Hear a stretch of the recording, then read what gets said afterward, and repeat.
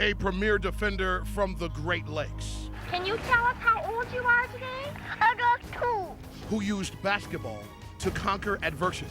I wouldn't trade being different, being mixed. I wouldn't trade that for anything. Luckily, I had sports to be the ultimate tie. On the baseline, Battier. A take charge champion started a craze. Someone goes, "Who's your daddy?" And someone else goes, "Battier."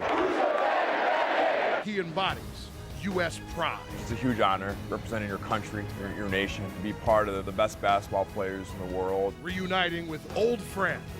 Battier for 3. Oh my, bring the house down with that. For me to come to an organization with the Harrisons, who I've known for a long time, it just made sense. From sushi to cheeseburgers in paradise. Jimmy. What's going on? Good to meet you, man. Shane Battier. Good to see you. See how Shane Battier embraces his new home.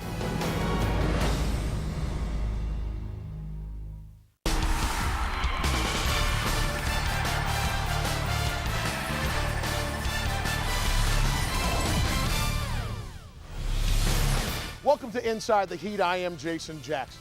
Shane Battier was one of the biggest Miami Heat additions in the summer of 2011. The Miami Heat's core foundation is based on defense, commitment, and work ethic.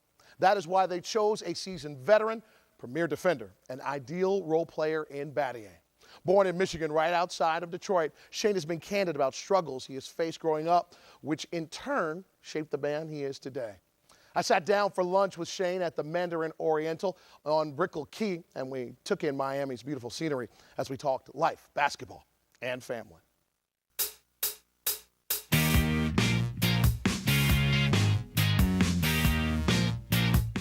Well, Shane, I told you this would be a beautiful lunch that we'd have here. Great spot. Thanks for ordering this up for me. I do what I can. Appreciate it. First of all, it's just great to be in a metropolis. Nothing against small towns, but this is something else. And the weather is just second to none.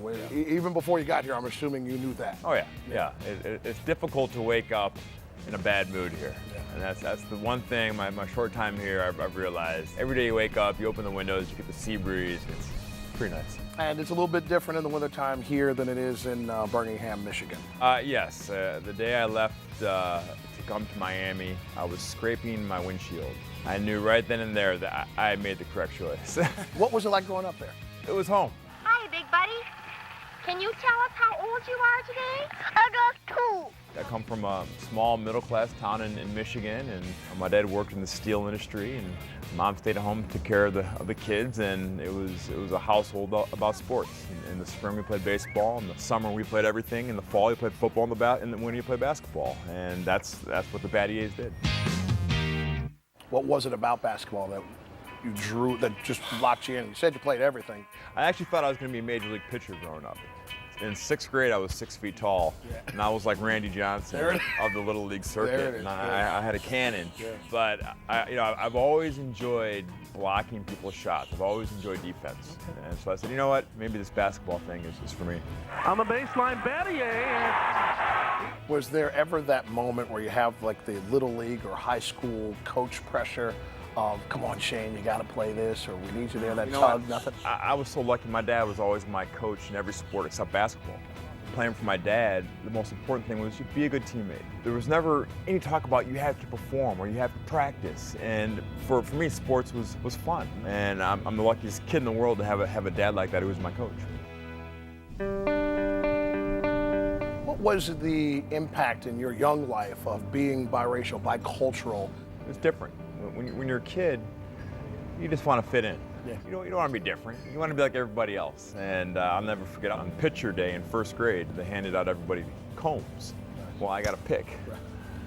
And for someone who's trying to fit in, you're saying, well, why am I different? Why am I different? And it wasn't until I got to high school that I really appreciated being different. Luckily, I had sports to be the ultimate tie, and I could sort of blend in with different groups because I was a really good basketball player and a really good athlete. I wouldn't trade being different, being mixed.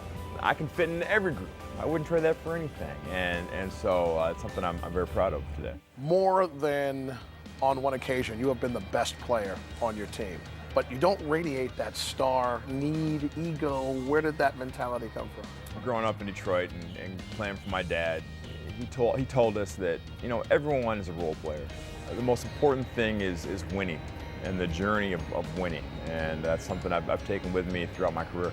In the mid-90s, that's all you were doing, particularly in high school, winning 3 state championships. What was it like being a part of that success? Well, I went to the same high school, Chris Webber, NBA great. When I entered country day as a 9th grader, all I heard was, "You'll never be Webber." I didn't listen to the haters. I went to work and did my thing, and by the end of my career, guess what? I had won 3 state titles, Mr. Basketball and the Gatorade National Player of the Year. It's sort of the story of my life. I've been counted out at pretty much every step of the road, being told I wasn't be able to do something because I wasn't athletic enough or wasn't good enough, but I found a way to stick around. Talk about winning that Mr. Basketball, to be the best in your state. What did that feel like? I was pretty proud. If you look at the Mr. Basketball winners from Michigan, which is a huge basketball state, it's pretty impressive. I've never played this game for individual accolades. I've always believed if you play to win and you're a good teammate, individual success will follow.